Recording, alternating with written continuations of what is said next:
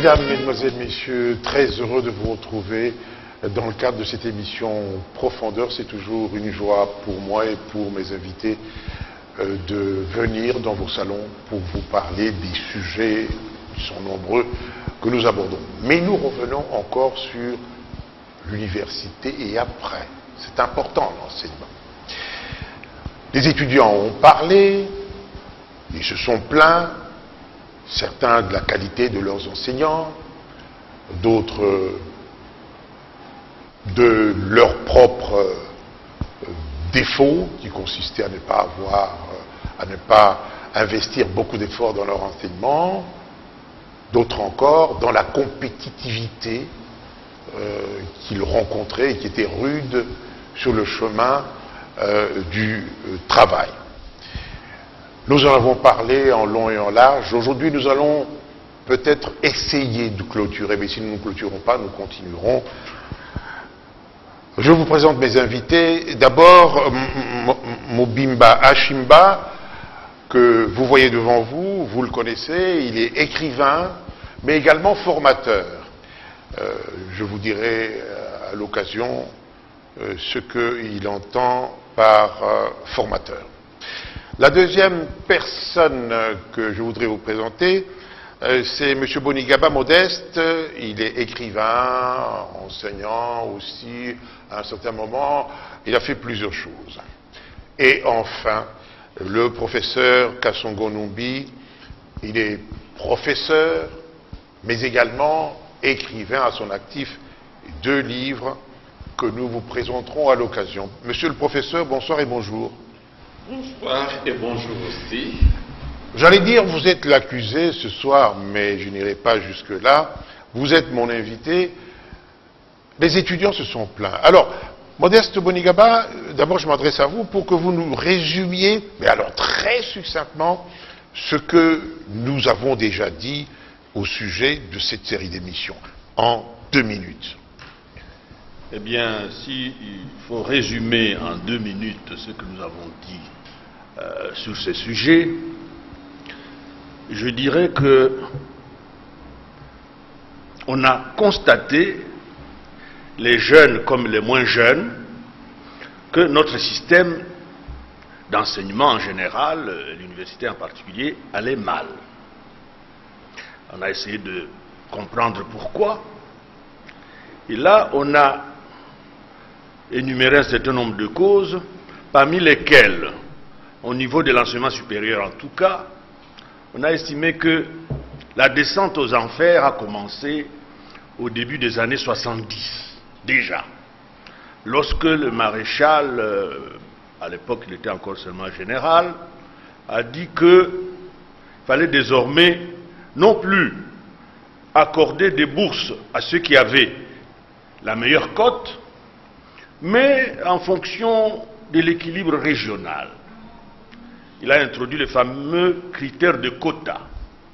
Et donc, du coup, il n'était plus question de seulement avoir un bon pourcentage, mais il fallait se retrouver dans un bon camp. Dans un bon camp, parce que si vous êtes 80 dans votre province à avoir obtenu 80%, vous n'irez pas tous à l'université.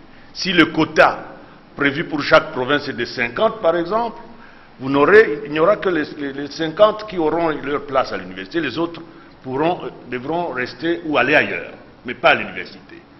Pas à l'université, et ceux qui ont obtenu moins de 60% peut-être, mais dans une province où il y a de la place, eh bien eux, ils étaient autorisés à aller à l'université. C'était le point de départ, c'est ce que nous avons dit ici. Et ça a continué avec la création des l'UNASA, où là encore, ça va renforcer cette politisation à outrance de l'enseignement, c'est-à-dire qu'au moment où il faut donner des points, il y a une intervention extérieure à l'autorité académique pour dire non, pour celui-là, il faut absolument qu'il ait telle cote. Donc, bref, on a dit, le système est aujourd'hui malade, maintenant, comment en sortir? Et là, on a estimé que on ne pouvait pas faire l'économie de la sélection. Qu'il faut revenir à la sélection parce qu'on ne peut pas considérer sélection que rigoureuse parce qu'il faut considérer que seuls les meilleurs doivent être effectivement retenus pour aller le plus loin possible dans les études. Et donc considérer que ce n'est pas seulement l'université qui forme, il y a d'autres structures qui forment tout aussi comment dirais-je, utilement, parce que le pays a besoin de tout le monde, pas seulement ceux qui ont fait les grandes écoles, mais aussi tous les autres. Donc il faut revenir à une organisation telle que, effectivement, l'excellence, la qualité supérieure soit privilégiée. D'accord. Merci, Monsieur Bonigaba. Alors, professeur Kasongo-Numbi, qu'est-ce que vous répondez à ce petit résumé? Est-ce que vous vous retrouvez? Je trouve qu'il a très bien compris qu'il faut chercher l'excellence, mais les causes, il n'a pas eu le temps. Il l'a dit un peu à la fin, qu'il n'y a pas que l'université qui forme. Je voulais seulement insister sur le fait que l'université est un sommet dans l'enseignement.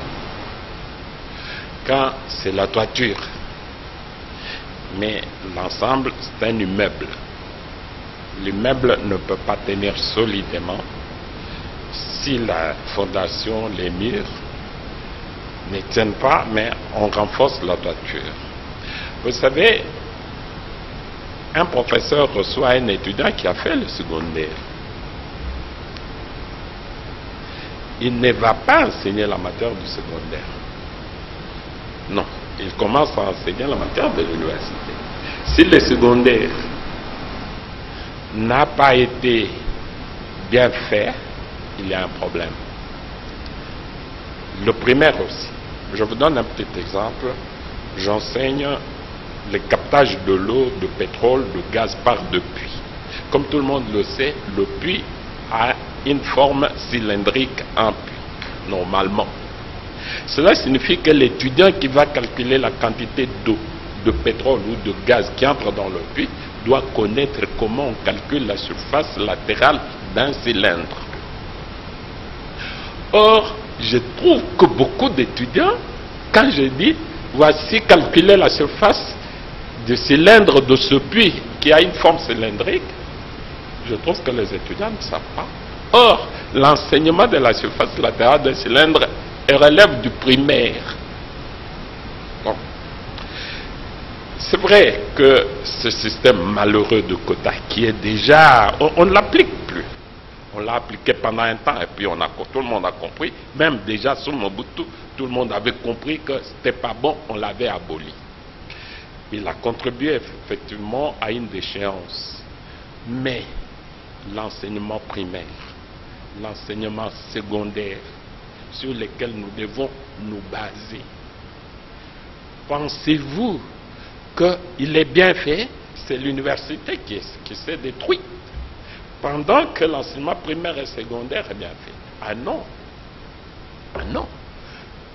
Vous allez voir, M. Kibambi, vous le savez d'ailleurs, que l'acquisition de connaissances a un coût. L'enseignant du primaire, pour avoir la connaissance à donner, il y a un coût pour ça. Il lui faut des livres. Il doit se renouveler. Il doit acheter des livres, comme l'enseignant secondaire. Au secondaire, on enseigne la littérature, par exemple, pour ceux qui font les lettres. Moi, j'ai fait la géologie, la science. Il y a toujours de nouveaux, vous nous avez présentés tous comme des écrivains. Donc, il y a toujours de nouveaux auteurs qui écrivent de nouveaux livres. Le professeur de la littérature au secondaire a-t-il le moyen d'acheter tous ces livres? Ne fût-ce que de savoir que ce livre existe, qu'il vienne de paraître. Cela suppose qu'il soit abonné à l'Internet, ou soit qu'il puisse acheter, ou... Donc, il n'est pas dans les conditions les meilleures pour assumer ses fonctions. J'enrichissais ce qu'il disait. Des causes, on a cité le quota que tout le monde avait constaté que c'était pas bon, on l'a abandonné, mais l'enseignement continuait à baisser. Donc les causes sont... Moi, je ne comprends pas pourquoi les gens oublient que l'acquisition de connaissances a un coût. Par exemple, en Keluba du Katanga, on dit « Bwanga palo na shaboino ».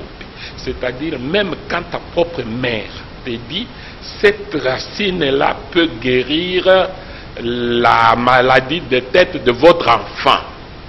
On dit que comme elle t'a initié à une connaissance, tu prends ne fût-ce qu'une pôle, tu lui donnes. Parce que l'acquisition d'une connaissance n'est pas gratuite.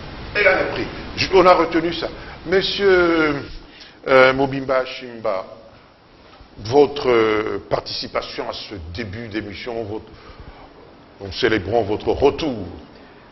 D'abord, je dois constater avec vous que tout ce qui a été dit par le passé est vrai.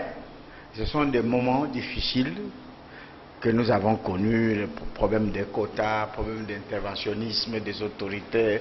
Il faut que tel enfant réussisse parce qu'il appartient à tel... ceci parce que moi, j'ai tel pouvoir. Et tout ça, ça a abîmé complètement l'enseignement. Et je suis d'accord avec le professeur Kasson pour le problème de l'enseignement primaire et secondaire, parce que vous ne pouvez pas bâtir, pour reprendre son image, un immeuble sur une fondation fragile. Vous n'irez pas loin, c'est pour tuer même les gens, c'est même criminel. Donc, c'est tout à fait vrai. Mais je voudrais soulever un problème qu'il y a eu, je crois, pendant les 20 dernières années, il y a eu des états généraux de l'enseignement, je crois 2 ou 3 fois, 2 fois, les états généraux de l'enseignement. Mais ça servait à quoi? Parce que l'état général des enseignements, c'est mettre tous les problèmes qui sont liés à l'enseignement pour essayer d'ouvrir de nouvelles pistes et s'en sortir. Mais l'état général de l'enseignement, pour aller dire quoi? Que 1, il nous faut LMD. Et 2, il faut qu'on nous ajoute des salaires. Et les salaires pour lesquels, d'ailleurs, on vous paye à un taux qui ne correspond pas à la réalité. Si c'est ça, ce n'est pas les états généraux. Alors, ce devrait être quoi? Toutes les questions. À partir de quel moment on a pris de mauvaises décisions? Comment ces décisions s'impliquent? Quelle est la thérapeutique, l'antidote qu'il faut mettre pour corriger la courbe? Sur le plan des moyens, parce que au fait, quand vous regardez là ce que j'ai fait un peu, l'école est là. C'est le lieu de croisement où toutes les forces viennent se concentrer là. L'école. Parce que c'est la société de demain. C'est nous demain. L'école, c'est nous demain. Primaire, secondaire, universitaire, c'est la société congolaise de demain que nous devons préparer. Mais qu'est-ce que nous voulons devenir demain? Et pour y arriver, qu'est-ce que nous devons faire? Quel est le coût qu'il faut mettre? Et quels sont les sacrifices auxquels il faut consentir? Et quand vous prenez ceci, vous avez toute la société qui doit être impliquée. La famille, les pouvoirs publics, le personnel enseignant et administratif des écoles doivent être impliqués. Et impliqués aussi bien avec leur tête, leur cœur, qu'avec leur ventre. D'accord. Leur ventre, il faut qu'ils mangent. N'est-ce pas? Il faut qu'ils Leurs têtes doivent être le cœur, il faut qu'il y ait un certain sentiment, c'est-à-dire une certaine fierté, une émotion de dire que non, nous ne devons pas continuer à être la risée de tout le monde, ne fût-ce que par cette fierté. Et la tête, il faut se former réellement.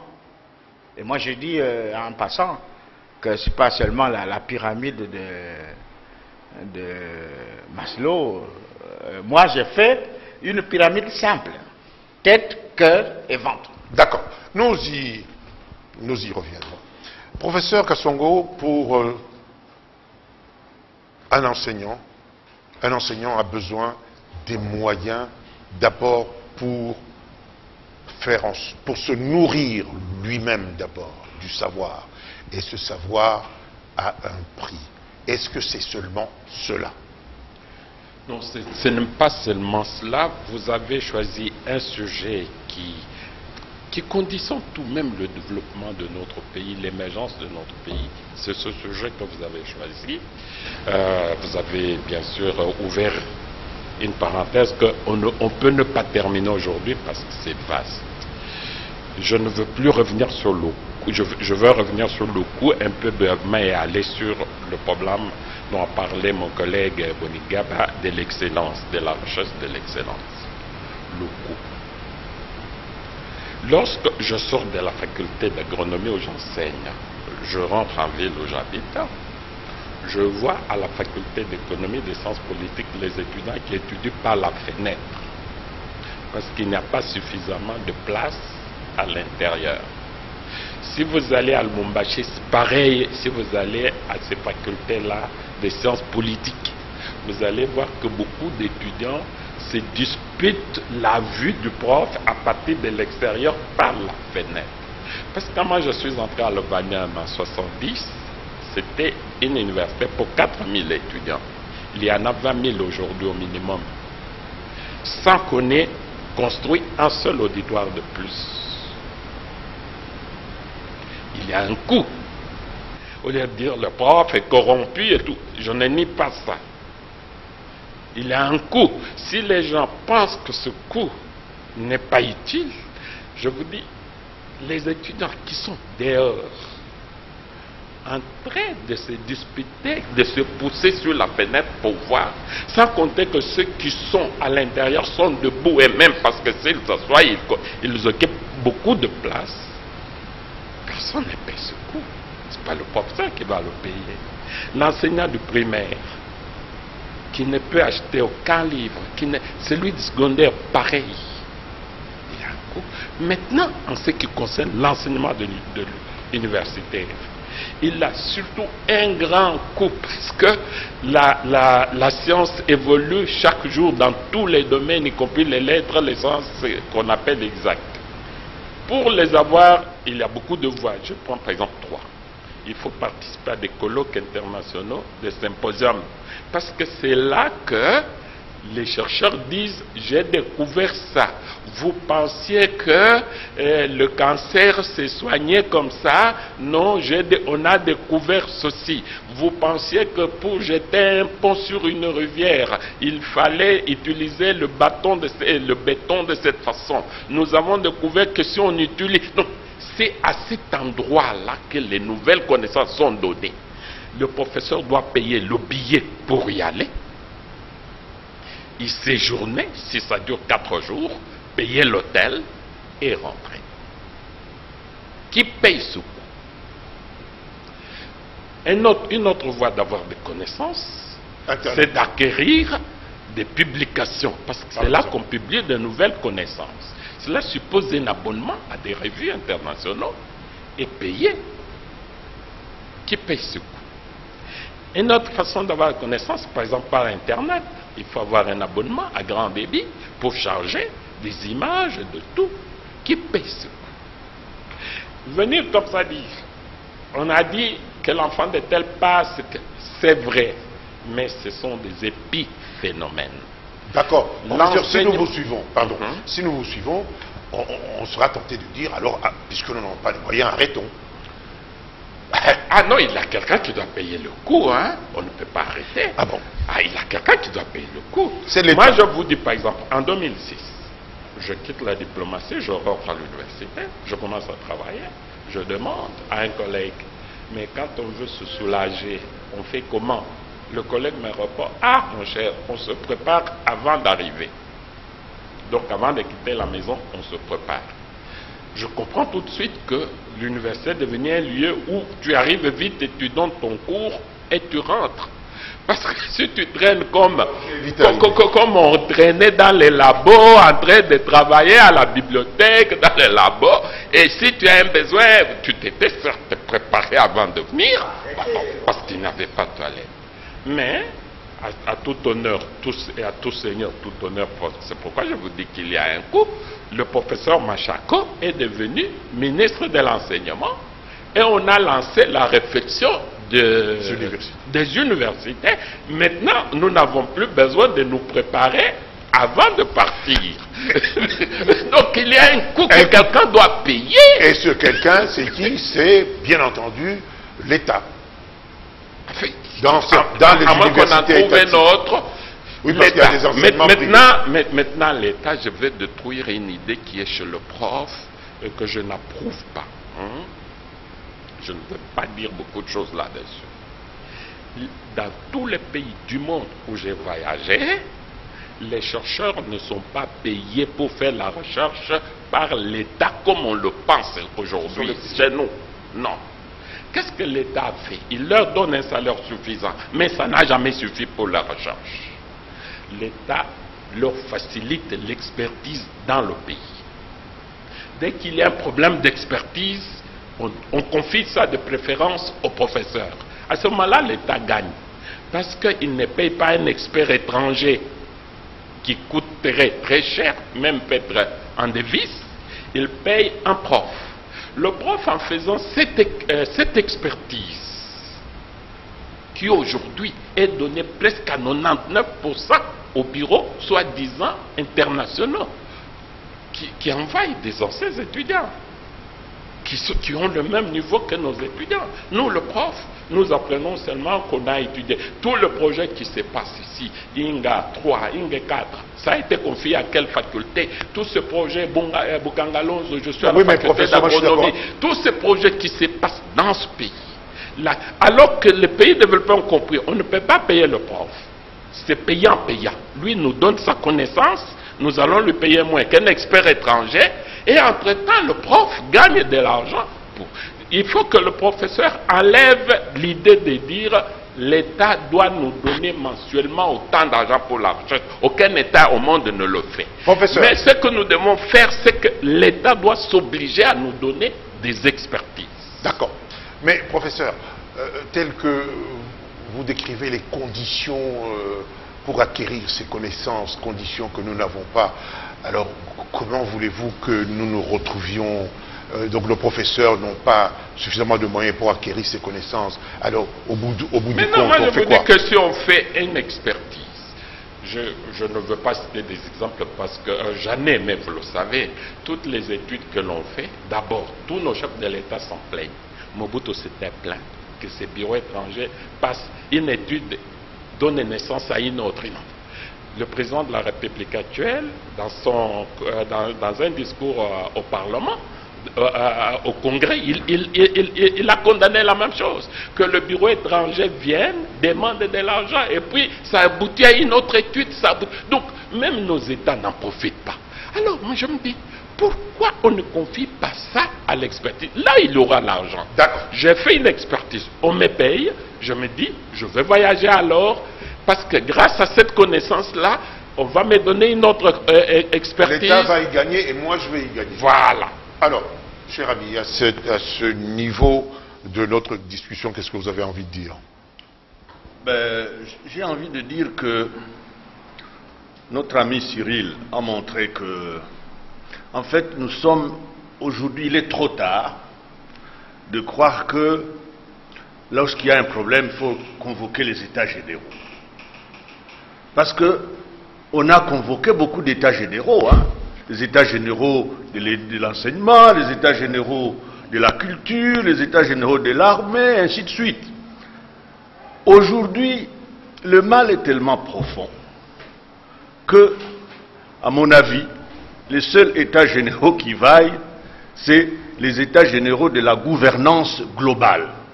Parce que si vous isolez chaque fois un secteur, vous dites, bon, qu'est-ce qu'on fait pour l'éducation? Oui, mais vous oubliez que l'environnement général est tel que vous ne pouvez pas régler le problème de l'éducation de façon isolée.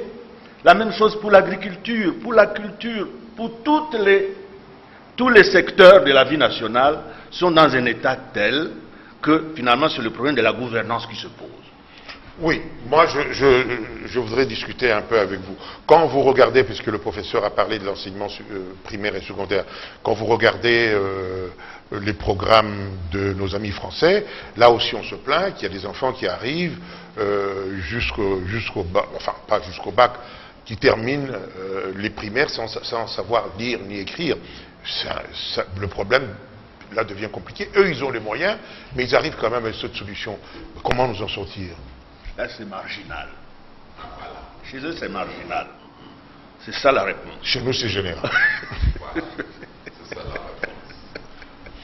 Alors, mais monsieur Mobimba, ne riez pas. Non. Ben, on rit, malheureusement, on ne devait pas rire. On devait en pleurer. Moi, je montrais dès le début, là. C'est un problème global. Et comme Modeste vient de le dire, ça tient à beaucoup de facteurs. On ne peut pas résoudre le problème de l'enseignement uniquement en cherchant des solutions pour l'enseignement. Alors, c'est global. Non, non, non, non. Non, comment c'est pas peur. Si nous voulons survivre demain, il faut en parler. Ah bah donc il faut trouver des solutions. Mais je dis, mais pas sectoriel, uniquement.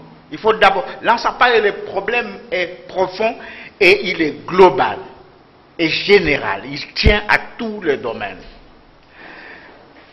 Néanmoins, nous pouvons discuter de certains aspects. Par exemple, le professeur Kassongo vient de soulever la question, c'est Modeste qui a parlé des valeurs, de l'enseignement de l'excellence. Mais vous ne pouvez pas faire cette excellence si vous n'avez pas résolu un certain nombre de problèmes. Voyez. Il a parlé de missions, d'expertise à confier à des nationaux. Je vous assure, chaque fois que je passe sur le pont Makelele, je me dis, je pense toujours à ça, parce qu'on était prêt à aller chercher ailleurs. Mais on a confié ça à l'armée, à notre armée. Il y a des ingénieurs dans l'armée bien outillés. Ce sont eux qui ont conçu les ponts. Et ça marche jusqu'aujourd'hui sans trop de problèmes. Donc, nous avons des... Mais nous sommes déconnectés. J'étais dans l'enseignement supérieur du moment de l'UNASA et tout ça. J'ai quitté pour aller dans les affaires. Dans le privé. Dans le privé, dans les sociétés, dans l'industrie et le commercial.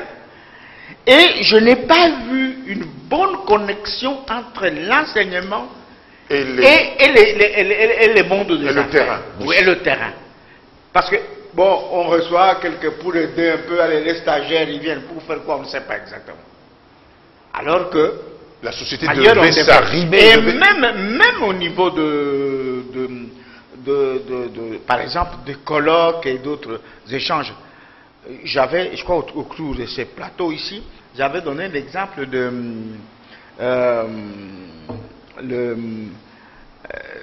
la consolidation, j'avais dit la certification des connaissances. Par exemple, en France, les gens qui sont restés longtemps dans les affaires, dans l'industrie, même s'ils n'étaient pas universitaires, mais je peux citer, malheureusement, je ne vais pas citer les noms ici, nous en avons. Vous pouvez. Nous en avons.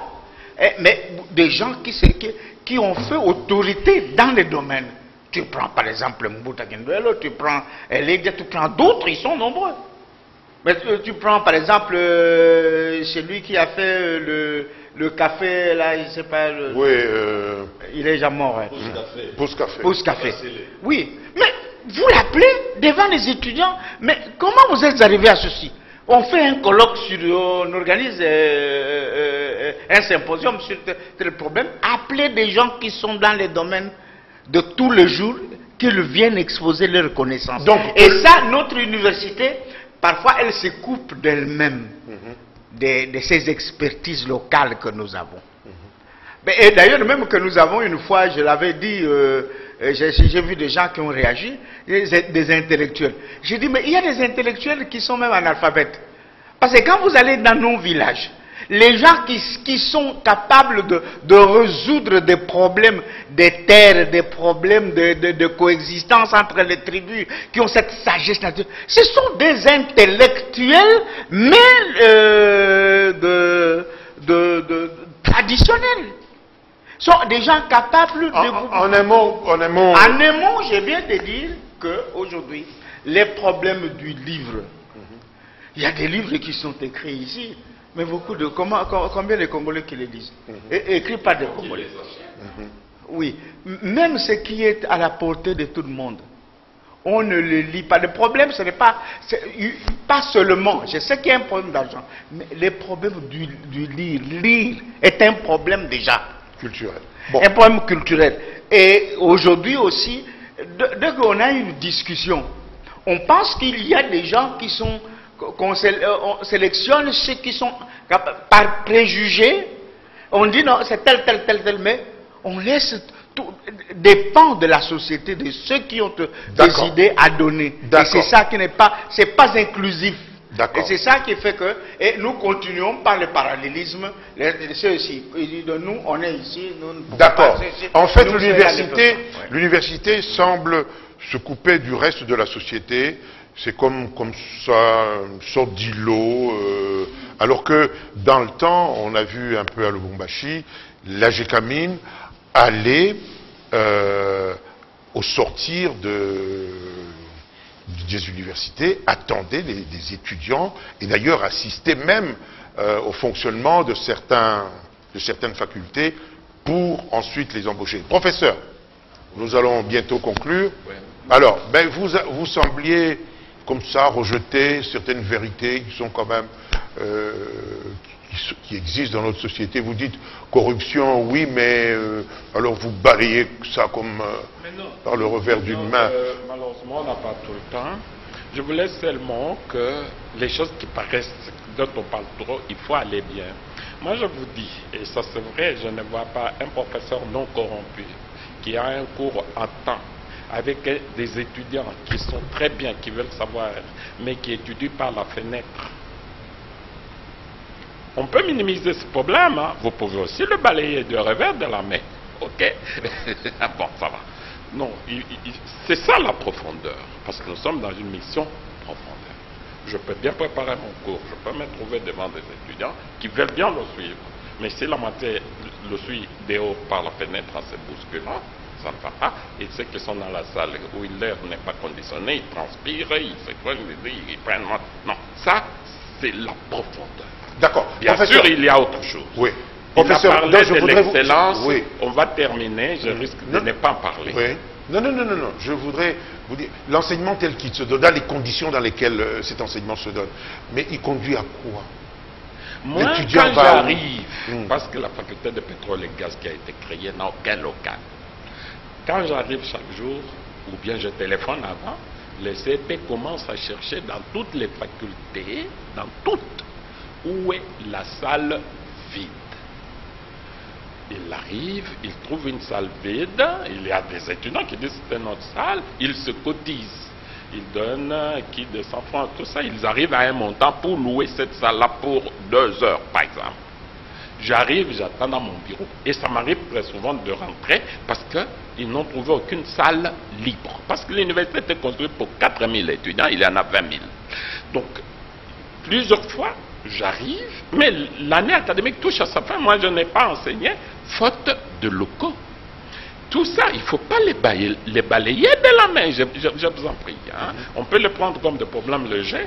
Moi, je ne le prends pas pour des problèmes légers. Mais pour arriver au problème d'excellence, effectivement, même dans ces conditions difficiles, il y a des professeurs qui ont un niveau international et qui voyagent. Il y a des étudiants qui sont bien formés, la preuve est que nous sommes, si pas le plus, le pays qui a donné le plus de médecins et de cadres en Afrique du Sud, dans tous les pays d'Afrique. Pourtant, nous sommes francophones, donc nous avons une barrière linguistique. Ça n'empêche que nos étudiants, qui terminent dans différentes facultés, ont envahi. Là-bas, il y a l'exigence de l'excellence. N'empêche qu'il y a aussi, même si c'est marginal, je suis d'accord avec lui, le cas général est que, mais ceci c'est pour interpeller et les parents et les étudiants, que pendant que le professeur, c'est mon oncle, c'est mon ami, etc., il y a parmi eux des collègues qui suivent peut-être le professeur à la maison, qui travaillent, et qui terminent, qui vont trouver le travail en Côte d'Ivoire, qui vont trouver le travail ailleurs, en Afrique du Sud. La preuve, j'étais un jour à une réunion des anciens du Congo de Belgique, parce que les anciens, ils tiennent des réunions mensuellement, oui, oui. Alors j'étais à une réunion, un s'élève, il dit, on nous dit que nous n'avons pas formé en Afrique, c'est seulement les Anglais et les Français qui ont formé. En Afrique du Sud, le plus grand nombre de médecins, c'est de quel pays? Anglophone ou francophone? C'est le Congo. Il s'en vantait. Il dit, nous, en n'allant pas verticalement, en prenant une petite élite pour aller verticalement, nous, le Belge, nous avons choisi d'abord de former la base générale, tout le monde. Maintenant, ça monte et nous avons déjà. Il s'en vante. Et c'est vrai. Donc, il faut que les étudiants sachent que pendant qu'ils sont dans le cours, ils courent derrière leurs relations et tout, il y a d'autres qui travaillent bien. Et la preuve que nous avons, si pas le plus grand nombre, si je crois ce médecin-là, nous avons beaucoup de cadres en Europe, en fait, qui ont terminé justement, chez je voudrais nous. vous prendre au mot et on interviendra. Je donnerai la parole aussi à Bonigaba. Mais chaque fois, vous dites, il y en a, effectivement, il y a des exceptions. Nous avons reçu des étudiants ici qui parlent très bien, qui organisent la pensée très bien. Mais vous parlez de l'extérieur, parce que le marché local ne peut pas les absorber. Nous le savons, on ne crée plus d'entreprises. Ici, c'est saturé. Même les entreprises qui existaient sont en train de mourir. L'ONATRA, la CGCAMINE, le chemin de fer. Donc, effectivement, les garçons qui savent que moi je connais, parce qu'il y a ceux qui savent que je suis passé par telle voie, mais ceux qui savent que moi je connais, ils voient qu'il n'est pas pris ici, il part. Et c'est le diaspora, c'est une bonne chose. Mais pour être excellent, M. Bonigaba, là vous avez touché un grand problème. Pour être excellent, il faut qu'on sache à quoi sert l'excellence. J'étais un jour dans la salle, les CP, il y a 3 années académiques, vient le chef de promotion, abrégé CP, il vient dans mon bureau et dit, pourquoi vous demandez qu'on soit excellent? Ça sert à quoi? Moi je dis, quoi? Il dit, est-ce que vous voyez que dans ce pays, ce sont les meilleurs qui occupent des hautes fonctions, alors je vois, ça m'interpelle. Si je prends un assistant, que tous les collègues sachent que non, le prof Kassongo a pris cet assistant parce qu'il y a cet assistant ou cette assistante, parce qu'il y a des relations personnelles avec c'est son parent, c'est son ami. Donc j'ai envoyé un message aux étudiants que vous n'avez pas besoin d'être excellent. Vous avez besoin d'avoir de bonnes relations avec moi. Vous nommez des ministres qui n'ont pas de niveau. Vous envoyez un message à tous ceux qui observent qu'on n'a pas besoin donc d'être excellent pour être ministre. Imaginez-vous aux États-Unis, qui est un pays où les gens sont bien formés. Pour occuper le poste de ministre, le ministre passe un test au Sénat. Madame Clinton y a passé 5 heures de questions pour voir s'il est à la hauteur. Okay. Vous nommez un DG d'une entreprise, lui-même commence à donner, le ministre forme un cabinet. Les gens constatent que le cabinet du ministre n'est pas basé sur l'excellence. Alors cet étudiant, jusqu'aujourd'hui, je n'oublierai jamais. Effectivement, les enfants observent. Ils disent que pour être dans un cabinet de ministre, on n'a pas besoin d'être excellent. Pour être assistant d'un prof, on n'a pas besoin d'être excellent. Donc, il faut que par chaque acte, nous montrons qu'on a intérêt à être excellent. D'accord. Commentaire de Bonigaba et puis on donnera la parole à Mobimba. Je crois que là, on a touché vraiment le cœur du problème. Parce que comme nous l'avons dit, que historiquement, nous avons eu à la tête de ce pays quelqu'un qui disait il n'y a pas d'université pour être président de la République. Bon, les gens disaient mais effectivement, parce que lui-même qui en parle, quel cursus académique il a. Donc à partir du moment où on envoie ce message-là pour dire que peu importe le niveau d'études, le parcours, chancellor Copam, ça tue une société. Et c'est là où nous sommes aujourd'hui. Si nous voulons effectivement rebondir sur des bases solides et durables, il faut changer ce message et montrer qu'effectivement, l'excellence est la clé du succès. le travail acharné. C'est ça la voie à suivre. À ce moment-là, l'étudiant ne va plus poser la question à quoi ça sert l'excellence. Merci. Mobimba. Moi, je termine par dire ceci, que chez nous, il y a un homme dans la société qu'on appelle l'anti-sorcier. C'est généralement un homme d'un certain âge qui était un sorcier reconnu, qu'il tuait les gens, il faisait ceci, tout ça. Mais à un moment donné, il dit arrête, on ne tue personne, mais maintenant, moi, je vais lutter contre les sorciers et préserver la société.